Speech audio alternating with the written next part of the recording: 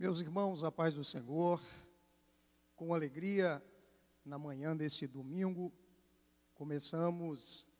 estamos começando a nossa escola bíblica dominical, que é um culto que visa levar até você, até a igreja, uma palavra de edificação, de conscientização, e tenho certeza que você já está aposto aí no seu lar, com expectativa para aprender do que o Senhor tem para nos ensinar.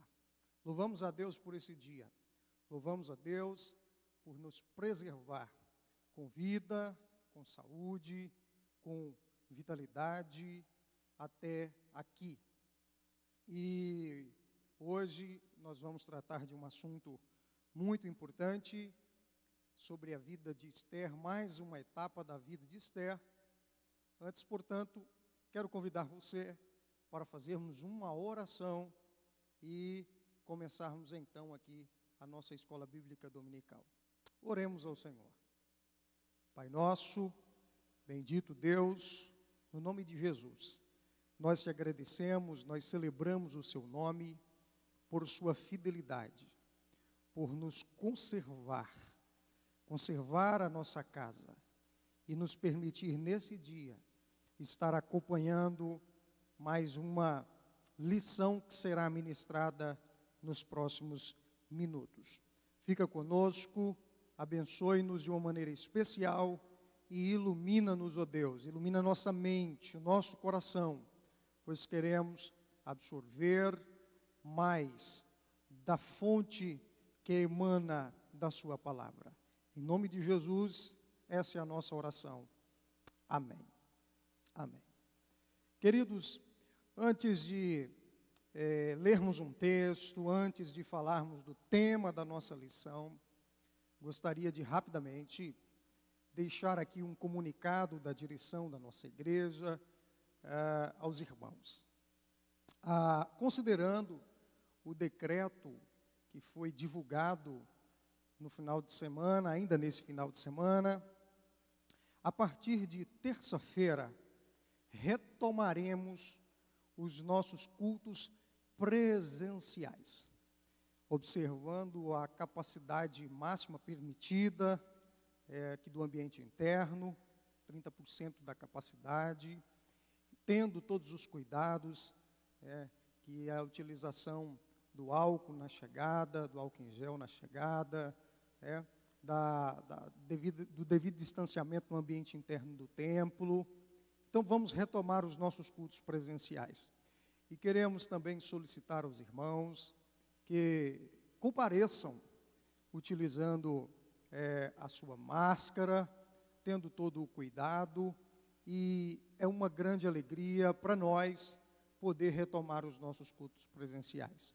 Então, a minha palavra nesse momento é de estímulo para que você não deixe de participar dos cultos, tá?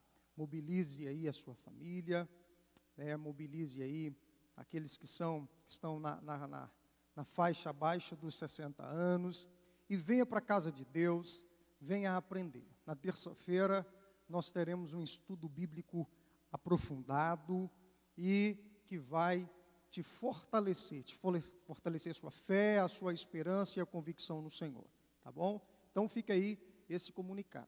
A partir da terça-feira, nós estamos retomando os cultos presenciais. Hoje à noite nós ainda teremos o nosso culto evangelístico transmitido pelas redes sociais, pelo canal no YouTube TV AD Séries, e você pode acompanhar. Será uma noite de louvor, de ministração da palavra, e o Senhor vai impactar, trabalhar de uma maneira gloriosa na sua casa. E na terça-feira estaremos aqui presencialmente para mais um culto de ensino da palavra de Deus. Amém? Então, vamos à nossa lição. Essa vez é a lição de número 10. A vitória do povo de Deus. a vitória do povo de Deus. O texto base da nossa reflexão de hoje está no livro de Ester, no capítulo 3, ou no melhor, no capítulo 7 e no verso 3. Ester 7 e 3. Que diz o seguinte: então respondeu a rainha Ester e disse: se, ó rei, achei graça aos teus olhos, se bem parecer ao rei, desse-me a minha vida como minha petição, e ao meu povo como meu requerimento. Por uma dica de sua esposa Zeres, de acordo com Ester 5:14, amando da incontrolada vaidade de Amã, se construiu uma forca de 50 côvados de altura, cerca de 20 metros de altura, um instrumento de morte contra a vida do nobre, do estimado Mardoqueu, homem de conduta ilibada. A história nos mostra que Mardoqueu se comportava como um judeu piedoso, ordeiro, legítimo e confiante em Deus. Mas estava sendo feita uma trama contra a sua vida através de um plano de Amã. E, além dessa trama, foi promulgado um decreto por Amã, que era a segunda pessoa mais importante no Império da Pérsia, porque o rei Assuero assim o fez, autorizou, ele divulgou esse decreto entre as 127 províncias, promulgando a aniquilação dos judeus. Tem uma forca para Amã, tem uma forca feita por Amã para Mardoqueu, e tem um decreto para aniquilar os judeus. Este, na verdade, é o cenário perfeito para evidenciar que Deus vela pela vitória do seu povo. Estou aqui sintetizando, fazendo um pano de fundo, para então começarmos a nossa lição de hoje. Tem uma forca, tem um decreto e um plano perfeito, um pano de fundo perfeito, um cenário perfeito para evidenciar, para consolidar, para apresentar que Deus vela pela vitória do seu povo. Agora, que fique claro uma coisa: vitória, por natureza, resulta de uma luta. E para que a luta aconteça, é preciso um inimigo. A palavra vitória nos soa bem. A palavra vitória se apresenta como um conforto para a nossa alma, como um macio travesseiro para a nossa cabeça. Vitória. Desejamos, buscamos constantemente. Agora, toda vitória é resultado de uma luta. E para que uma luta aconteça, é preciso um inimigo. Significa dizer que a nossa vida é uma vida de vitória em vitória. E, portanto, uma vida de grandes lutas e de grandes batalhas. E se existem batalhas, existem inimigos, e precisamos estar conectados com as estratégias que Deus nos dá, se quisermos obter triunfo sobre estes inimigos. Veja que é objetivo da nossa conversa aqui hoje entender que Deus sempre protege os seus servos, aprender que o auxílio de Deus sempre chega na hora certa e confirmar o zelo de Deus pelos seus filhos. Durante esta exposição, vamos ver isso, que Deus sempre protege os seus filhos, que Deus sempre chega na hora certa e que o zelo de Deus fica aqui confirmado, o zelo de Deus pelos seus filhos. Qual é a luta que você está enfrentando? Qual é o tamanho, a proporção do seu inimigo? Qual é a hostilidade vivenciada por você? Vamos conversar sobre isso aqui, ou vamos tratar disso aqui nos próximos minutos.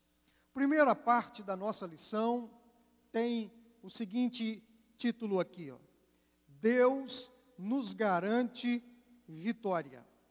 Não podemos ficar enganados. O Senhor tem conhecimento de todos os planos para destruir o seu povo. E por isso Ele faz todas as coisas para nos preservar. Não pense que Deus é pego de surpresa no que tange aos inimigos que existem contra o seu povo e contra a sua igreja. Agora, Ele faz todas as coisas necessárias para nos preservar. Na oração sacerdotal de Jesus, Ele diz: Pai, eu não peço que os tire do mundo. Quem? Os meus discípulos, aqueles que vão seguir o meu legado. Não os tire do mundo. Mas e o que eu vou fazer? Livre-os do mal, livra-os do mal. Jesus sabia do nível, do embate que seus discípulos teriam após a sua ascensão. Contudo, Ele insiste para que esses discípulos fiquem, permaneçam e sejam protegidos do mal. Sabe, Deus sabe de todos os planos contra o seu povo e por isso os preserva. Jesus alertou os seus discípulos no capítulo 10 do evangelho registrado por Mateus, no verso 22. E odiados de todos sereis por causa do meu nome. Conhecemos a outra parte que diz: mas aquele que perseverar até o fim será salvo. E insistimos nessa parte, né? Aquele que perseverar ao fim será salvo. Mas esse verso tem uma primeira parte: e odiados de todos sereis por causa do meu nome. Por que eu estou enfatizando tanto odiados de todos por causa do meu nome? É porque a igreja tem um ódio, ou tem o ódio do sistema que opera contra tudo aquilo que diz respeito a Deus. E Deus sabe disso. Existe todo um sistema maligno no mundo arquitetado contra tudo que diz respeito a Deus. E Jesus, sabendo disso, Ele fala: vocês vão ser odiados por causa do meu nome. E aí Ele segue: e aquele que perseverar até o fim será salvo. Agora, apesar, ou não obstante, todo este ódio que é lançado, proposto contra a igreja, Deus garante vitória à igreja, ao seu povo, em todas as épocas.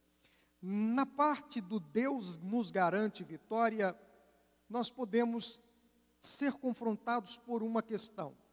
1.1 aqui. Confiar ou duvidar? É assim, isso mesmo. Tem hora que a gente tem que decidir, tem hora que nós temos que escolher se nós vamos confiar ou se vamos duvidar. É uma questão de escolha, porque há momentos da vida que tudo favorece a dúvida, e ainda assim precisamos escolher confiar. Quem confia é inabalável. A Bíblia diz do Salmo 125, verso 1, que os que confiam no Senhor são como o monte de Sião, que não se abala. mas permanece para sempre. Uma qualidade de quem confia é a sua firmeza, a sua natureza inabalável. Quem duvida é inconstante, ele não tem foco, ele não tem persistência, ele não tem resistência, ele não se estabelece. Tiago diz assim, quando vocês forem orar pedindo Deus sabedoria, peça com fé e não duvidando, porque o que duvida é semelhante à onda do mar, lançado de uma a outra parte, inconstante. Não pense tal que alcançará do Senhor alguma coisa. Então, o que Deus espera de nós é confiança, é constância. E eu te pergunto, você é uma pessoa inabalável, que escolhe confiar, ou você é uma pessoa inconstante, uma pessoa inconstante que escolhe duvidar? Outro sim, se você está confuso sobre quem confiar, então confie em Deus, confie nele, porque Deus não muda em sua palavra, Deus não muda em seu ser, Deus não muda em sua essência, Deus não muda em sua natureza, Ele é imutável e a imutabilidade integra seu ser. Malaquias 3,6 diz, porque eu, Senhor, não mudo, e por isso vocês não são destruídos, ou por isso vocês não são destruídos, ó filhos de Israel. Então, eu confio em Deus, eu posso confiar em Deus, você pode confiar em Deus, porque Deus não muda, e é por esse motivo, por essa razão, por esse fator que nós estamos vivos. Confiar ou duvidar, que possamos entender que nada acontece nesse mundo sem a permissão de Deus. Lembra daquele texto de Mateus 10:22, que eu citei agora, recentemente, para você? Esse texto, ele é corroborado, ele é confirmado pelo que está escrito em Lucas 21:18. No verso anterior, Jesus tornou a dizer que os discípulos seriam perseguidos. E no verso 18, no verso 17, Jesus diz, no verso 18, Jesus afirma que não pereceria um fio de cabelo da vossa cabeça. Ou seja, vocês serão odiados, vocês serão perseguidos. Aí vem o verso 18, não perecerá um fio de cabelo da vossa cabeça. Por quê? Porque até o fio de cabelo da vossa cabeça é resultado, ou é protegido, ou é assistido pela soberana proteção e graça de meu Pai. Até o fio de cabelo da nossa cabeça. Agora, é óbvio que ele não estava falando apenas no sentido físico, porque se fosse, os apóstolos não poderiam ter morrido da pior maneira possível. Não. Os apóstolos padeceram, eles sofreram, muitos morreram de forma trágica, de forma hedionda. Mas o fio de cabelo da cabeça apontava para a integridade espiritual deles, apontava para o legado espiritual que eles estavam deixando. O certo é que na turbulência ou na bonança, o melhor a se fazer é confiar. Não existe segurança maior para um crente que viver pela fé. Então, no ponto 2, 1.2 da primeira parte em que eu estou tratando sobre Deus nos garante a vitória, nós temos uma segunda questão. Chegou a hora de Deus intervir na história. Preste bem atenção. A Esther, tomando nota do plano contra os judeus, ela, como tratado nas lições anteriores, consegue com muita dificuldade, com muito sacrifício, com muita oração, com muita consagração, uma entrevista com o rei, que já há alguns dias não a procurava. E nessa entrevista ela não denuncia de imediato a Amã, não denuncia de imediato um decreto, não. Nessa entrevista, ela pede para que o rei participe de um jantar que ela vai preparar. E que o rei não vá só, que leve Amã também, que leve as pessoas, a quem lhe dizer respeito. Então o rei atende o pedido de Esther. Acontece, e esse banquete ele é bem registrado no capítulo 5 e no capítulo 6, certo?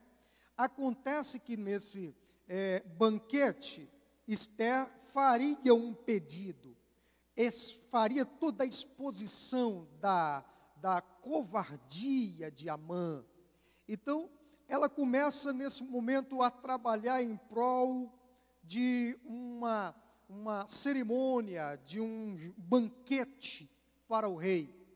E percebe-se aqui que chegou a hora de Deus agir. O convite de Esther para Amã participar do banquete o alegra. Ele se sente lisonjeado, ele se sente privilegiado, ele vê o prestígio da sua posição.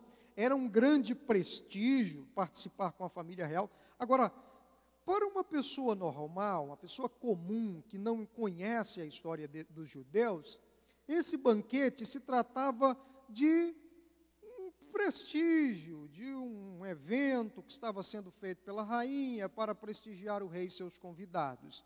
Mas para quem tem visão espiritual, era o momento que Deus resolveu intervir e ninguém poderia impedi-lo. Preste bem atenção no que eu vou dizer. Tem momentos que Deus resolve intervir. Ai, como é glorioso esses momentos. Como são gloriosos esses momentos. Deus resolve intervir. E os textos que nos vêm à mente é o que Isaías disse: ainda antes que houvesse dia, eu sou, e ninguém há que possa fazer escapar das minhas mãos. Operando eu, quem impedirá? Isaías 43:13. Deus resolveu intervir. Jó 9:4 diz que Ele é poderoso em forças, em sabedoria. Quem se endureceu contra Deus e teve paz? Amã foi convidado para o banquete. Assuero foi convidado para o banquete. Mas Deus também foi convidado para aquele banquete.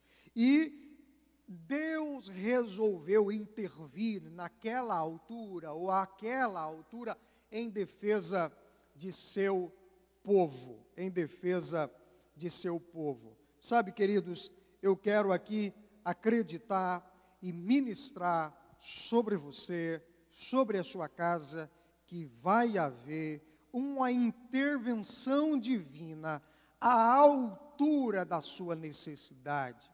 Eu não sei que necessidade é, mas haverá uma intervenção divina.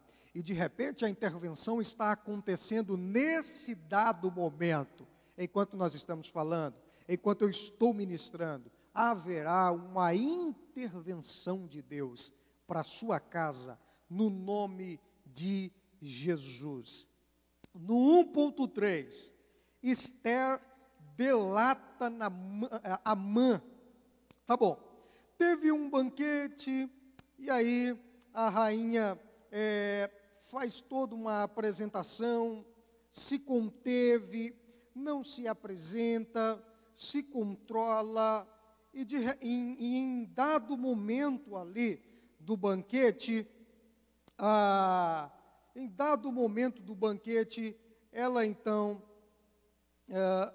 conversa, agora já no capítulo 7, ela então chama o rei e fala: rei, está havendo um planejamento maligno, e esse planejamento maligno está vindo por um sistema bem organizado, está envolvendo a política, está envolvendo leis, está envolvendo organizações de direção do país, é muito organizado.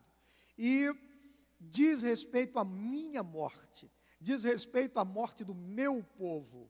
E quem está por trás de tudo isso é o primeiro-ministro, é aquele que está assistindo o senhor, é Amã.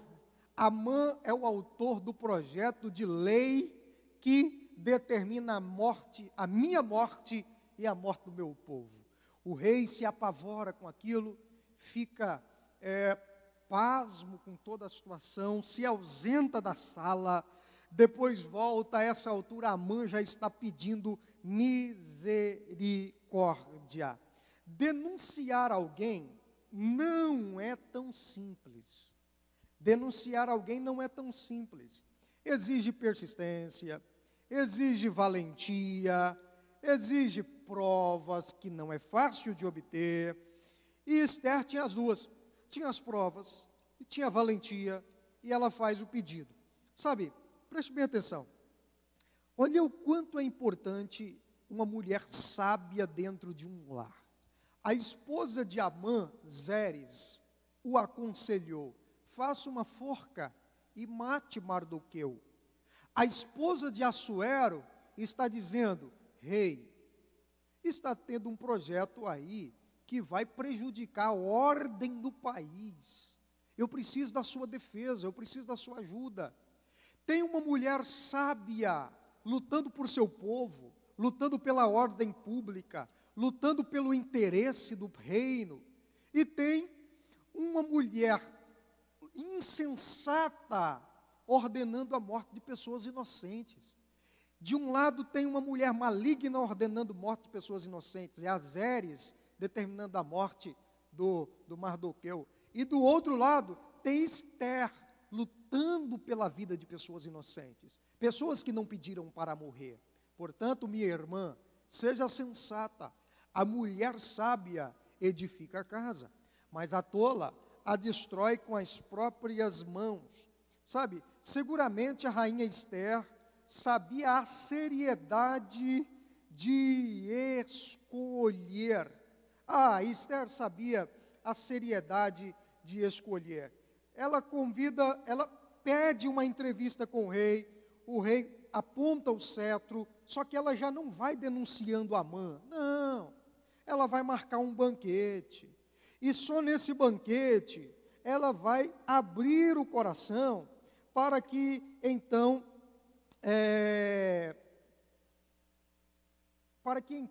o rei faça alguma coisa. E o que é interessante no capítulo 5, se você observar, no verso 6, no verso 7, no verso 8, é que teve um primeiro. E aí quando chegou o primeiro, ela falou: rei, agora eu quero te fazer um pedido. Qual é o pedido? Eu quero que você participe de um segundo. Então teve dois, ela teve paciência, muita paciência, esperou o momento de uma entrevista, depois ela esperou um primeiro banquete, depois no segundo banquete que ela abriu o coração e expôs as falcatruas de Amã. Sabe, querido, significa que a gente tem que aprender com essa mulher e muito aqui. O tempo de falar. Paciência é uma virtude rara e preciosa. Sabe, eu penso que uma das fases que mais está desenvolvendo paciência em nós, dentre as tantas dos últimos séculos, é essa, é a que a gente está vivendo. Paciência para estar em casa, aguardando complicações, aguardando resultados de pesquisas científicas, paciência ouvindo o que a mídia está colocando, paciência ouvindo proliferação de vírus, de pandemia, e ainda manter a nossa confiança em Deus. Já viu o quanto nós estamos precisando de paciência nesse momento? A paciência é uma qualidade rara e preciosa. Esther teve. Ela participou de uma entrevista lá no palácio, depois ela teve um primeiro banquete, e só depois, no segundo banquete, que ela foi falar alguma coisa com o rei Assuero. Paciência. O escritor aos Hebreus disse que os irmãos precisavam ter paciência, para que depois de haver feito a vontade de Deus, pudessem alcançar a promessa. Hebreus 10, 36. Olha, porque vocês necessitam de paciência, para que depois de haver desfeito a vontade de Deus, possais alcançar a promessa. Sabe, é a paciência que promove a simbiose, promove a ligação, que promove o contato entre a vida perseverante e a promessa de Deus, entre a promessa de Deus e as realizações desta promessa. É a paciência. Ninguém consegue servir a Deus sem paciência, porque na realidade, tudo que Deus faz não é no tempo humano, é no tempo divino. Então, paciência é um exercício espiritual. Sabe, eu li algo que gostei muito esta semana. O escritor diz assim: Deus não só governa os macro-organismos, mas também os micro-organismos. Olha o que ele diz: Deus não só governa os macro-organismos, mas também os micro-organismos. Pense comigo, quando Jesus chamou Lázaro para fora do túmulo, quantos micro-organismos não estavam atuando na decomposição daquele corpo? Quantos micro-organismos não estavam agindo dentro daquele ambiente? E aí uma voz que soou de fora: Lázaro, vem para fora, colocou em desordem todo o universo dos micro-organismos para que Lázaro pudesse voltar à vida. Já viu quando pessoas que morreram, ou quando as pessoas que sofriam de algum tipo de enfermidade, com uma palavra de Jesus, tudo mudava?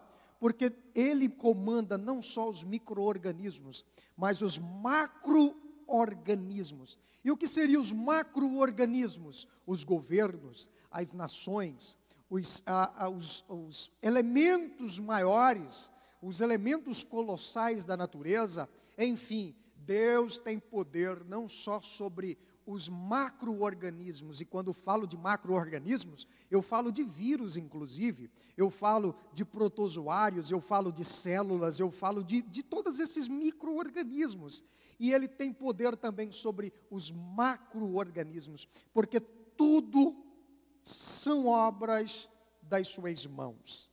Amém? Então, Esther delata Amã, ela entrega a Amã para Assuero e fala: esse é o problema, nós vamos morrer, e eu estou incluso, ou estou inclusa nesta matança. No ponto 2, diz o seguinte: quando tudo parece perdido, não está. Quando tudo parece perdido, não está.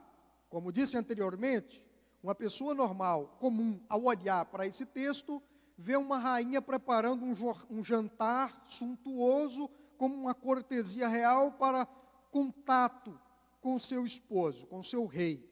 Mas a gente sabe que se tratava de uma ação de Deus para proteger, é Deus intervindo na história para guardar os judeus. Sabe, no 2.1 está escrito: em Deus o impossível acontece.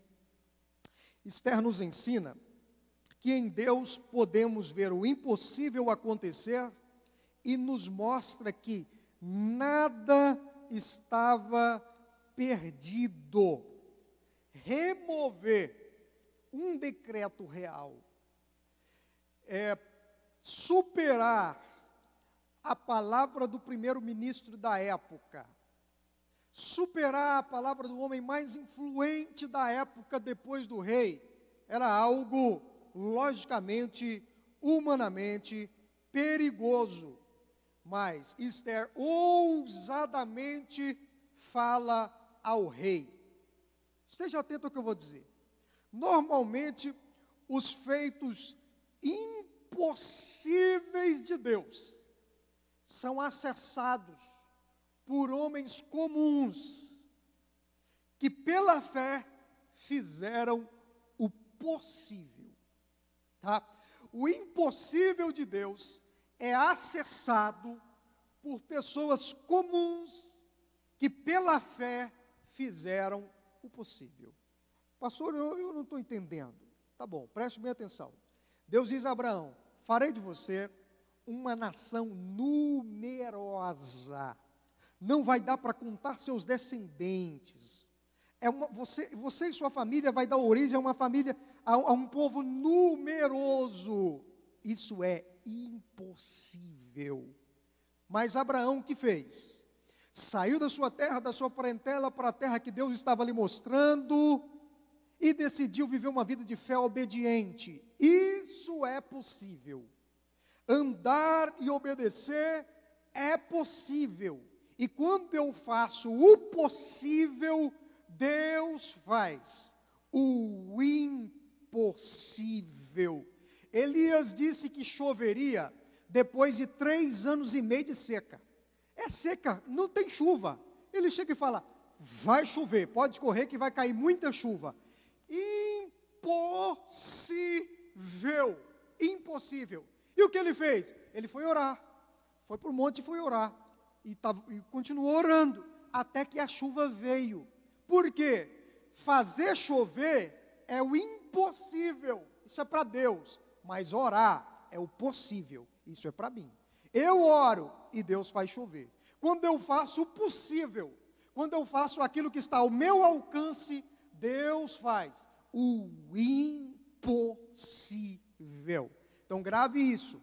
É o possível que você faz pela fé que libera o impossível que só Deus pode fazer. E 2.2, soberano para condenar e absolver. Na lei da época, os judeus já estavam condenados. Não podia ser revogado. O decreto já estava dado e não podia ser revogado. Bastou uma intervenção divina para quebrar o decreto e condenar Amã à própria forca que ele construiu. Sabe, a condenação de Amã se deu pelo fato de ele se gloriar pela própria capacidade, pela própria força e pelo próprio poder. Lembra-se do cântico de Ana? Deus quebra o arco dos fortes. Miqueias falou assim, ó: ele te declarou ao homem o que é bom. E o que o Senhor pede de ti? Senão que pratiques a justiça, que ames a beneficência e andes humildemente com teu Deus. Miqueias 6:8. Deus revogou o decreto. A condenação foi retirada. O seu povo foi absolvido, ou seja, foi liberto daquela situação vexatória. Por quê? Porque Deus resolveu intervir. Sabe, a melhor coisa que a gente faz é andar em humildade com Deus, porque Deus é capaz de quebrar o arco daquele que pensa ser forte. No 2.3, Deus quebra a presunção do homem. Amã descobriu que ele seria morto na sua própria forca, e isso aconteceu.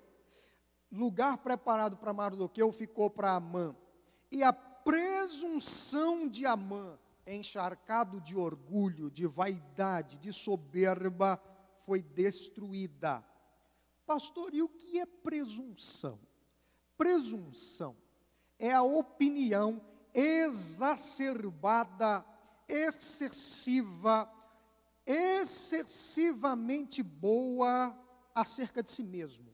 Presunção é a opinião, é a visão exacerbadamente boa acerca de si mesmo.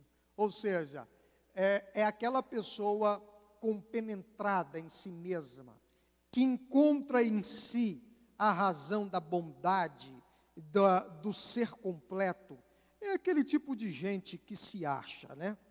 Amã deixou isso embotar seus olhos como um véu, cobriu seus olhos, a sua presunção que cobriu seus olhos, a ponto de achar que ele era melhor de Mardoqueu, que ele era melhor que Esther, que ele era melhor do que os judeus do reino. Irmão, coisa perigosa é quando a gente deixa a presunção tomar conta da nossa vida. Paulo diz aos Filipenses: nada façais por contenda ou por vanglória, cada um considere o outro superior a si mesmo. Se lembra de Daniel e Nabucodonosor? Nabucodonosor teve um sonho de uma árvore sendo cortada, não vou entrar em detalhes, e aí Daniel fala: rei, se arrependa urgentemente, porque o senhor vai passar por uma situação complicada em decorrência da sua presunção, do seu orgulho, até que chega um dia que Nabucodonosor se aventura a dizer: não é esta a grande Babilônia que eu edifiquei? Então ele ouve uma voz: olha, chegou o tempo de você ser contado com os animais. E ele vai passar um tempo com os animais, no pasto, se tornar um animal, um ser selvagem. E depois ele retoma a sua razão, o sentido, sua consciência, e volta à sua função original. E aí ele canta, ou ele fala em forma elogiosa, e Daniel registra. O que Nabucodonosor disse? Mas ao fim daqueles dias, eu, Nabucodonosor, levantei os meus olhos ao céu, e tornou-me a vir o meu entendimento, e eu bendisse o Altíssimo. Olha isso aqui, eu bendisse o Altíssimo. Em outro momento ele bendisse a si mesmo, mas agora ele está bendizendo ao Altíssimo. Eu bendisse ao Altíssimo, louvei, glorifiquei ao que vive para sempre, cujo domínio é um domínio sempiterno. O domínio de Deus é sempiterno, e cujo reino é de geração em geração. Por que eu não posso deixar a presunção tomar conta da minha alma? Porque o domínio de tudo, o domínio sempiterno, o reino de geração em geração, pertence ao Deus de Israel, ao Deus de Daniel 4:34. Provérbios 6 mostra uma lista de coisas que Deus detesta, aborrece, e a que Ele abomina. A primeira coisa que Deus aborrece, não vai dar tempo de falar das outras, mas a primeira coisa que Deus aborrece, em Provérbios 6:16, são os olhos altivos. Olhos altivos, cerviz altiva, pessoa presunçosa, pessoa arrogante, pessoa orgulhosa. Isso é fatal. Amã é a prova viva do que acontece com gente que se entrega à presunção. Terceiro ponto da nossa exposição é: Deus tem seus propósitos. Deus tem seus propósitos. Volte comigo um pouco na história e relembre o que Mardoqueu disse para Esther antes dela ter uma entrevista no palácio com Assuero. Capítulo 4, verso 14. Olha o que ele disse: Esther, quem sabe para esse tempo, ou para tal tempo como este, chegaste a este reino. Quem sabe para esse tempo foi que você foi colocada. E isso mexeu com o ego de Esther, e através desta palavra ela demonstra uma grande fé em Deus. Ô Esther, quem sabe você não foi colocada para este tempo, para esse momento, para resolver essa situação? Tem hora que a gente fala, né? Tem hora que a gente fala: por que eu estou aqui? O que eu estou fazendo no meio dessa turbulência inteira, desse caos? O que eu estou fazendo nesse mundo? De repente, a pergunta de Mardoqueu pode nos fazer refletir. Quem sabe, para situação tal, para tempo tal, Deus nos colocou no lugar onde estamos, fazendo o que estamos fazendo, vivendo o que estamos vivendo. Ao invés de perguntar, por que eu não morri, ou por que eu já não parti, eu deveria perguntar, qual é o propósito de Deus para o lugar onde eu estou? Então Esther entendeu esses propósitos, porque Deus tem seus propósitos. E aí, a partir dessa visão, o 3.1, o inimigo não pôde prevalecer, o inimigo não prevalecerá. No fim trágico de Amã, assistimos Deus demonstrando a perfeita proteção por parte dele ao seu povo. E isso reflete no Novo Testamento, porque a verdadeira natureza da igreja de Cristo é ser vencedora. É ser vencedora. E Paulo fala muito bem ao escrever a sua carta aos Romanos, no capítulo 8, no versículo 31 e no versículo 37. Ele disse: se Deus é por nós, quem tentará acusação contra os escolhidos do Senhor? É Deus que o justifica. Se Deus é por nós, quem será contra nós? Quem será contra nós? Então a igreja, e aí ele diz no verso 37, mas em todas estas coisas, e coisas, quem nos separará do amor de Deus? A tribulação, a perseguição, a fome, a angústia, a nudez, o perigo, a espada. Aí ele diz, mas em todas estas coisas somos mais do que vencedores por aquele que nos amou. Em todas estas coisas, é próprio da igreja, vitória. A igreja não vai viver em derrotas. A igreja é um povo vitorioso, mas em todas essas coisas nós somos mais do que vencedores por aqueles que nos amou. Amém? Nós somos vitoriosos em Cristo. 3.2, as promessas de Deus nunca falham. Qualquer conhecedor da história dos hebreus, nesse tempo de Esther, estaria se perguntando: o que é feito das promessas de Abraão? O que é feito das promessas ditas a Abraão? O que é feito das promessas ditas a Isaac, a Moisés? O que é feito de todas aquelas promessas do passado? Será que Deus se esqueceu dessas promessas? Na verdade, Deus nunca se esquece das suas promessas. Romanos, capítulo 4, versículo 19 e versículo 20. Abraão, em esperança, creu contra a esperança que seria pai de muitas nações, conforme lhe havia dito. E aí o texto segue dizendo, porque estava certíssimo. Olha que coisa linda. Abraão esperou contra a esperança, porque ele estava absolutamente certíssimo de que quem prometeu era poderoso. E a palavra que o Paulo usa é poderoso. Quem prometeu é poderoso para cumprir. Então não há dúvida no coração de Abraão, porque quem prometeu é poderoso para cumprir. Oh, meu querido, minha querida, meu irmão, minha irmã, eu só quero te lembrar, quem te prometeu foi Deus. E quem te prometeu é poderoso para cumprir. Não duvide. Leia Romanos 4, verso 19, verso 20. 3.3.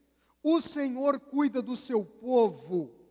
Sabe, tendo Assuero autorizado os judeus a revidarem, porque ele não podia anular o decreto, correto? Ele não podia, tipo assim, corta o decreto. Não existe decreto. Não, ele não poderia fazer.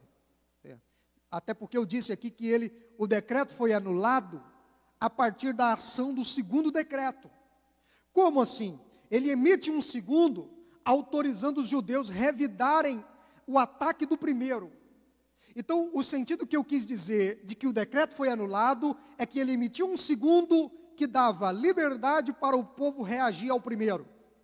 Então, protegendo Mardoqueu e protegendo o povo, fica evidente que Deus cuida do povo de Israel. Da mesma forma, aconteceu com Jeremias, capítulo 1, verso 19. E pelejarão contra ti, mas não prevalecerão contra ti. Preste bem atenção no que eu vou dizer. Deus não te promete ausência de perseguição. Não. Deus não te promete ausência de dor. Não. Deus não te promete ausência de complicações na vida. Não. Deus promete o cuidado dele. Ele vai cuidar de você. Em todas as suas necessidades, Ele vai cuidar de você. Olha o que ele diz para Jeremias: e pelejarão contra ti, mas não vão prevalecer. A peleja vai existir, O inimigo vai existir, mas não vão prevalecer. Na mão do Senhor está o fio que dirige o curso da história universal.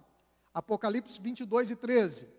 Eu sou o alfa, o ômega, o princípio e o fim. Ou seja, na mão de Deus está o fio da história universal. Ele não perde esse controle. Concluindo, o livro de Esther ilustra a providência divina a favor do seu povo. Amã foi enforcado, sua família arruinada, os hebreus puderam se defender, e cumpriu-se o Salmo 121, verso 7, verso 8.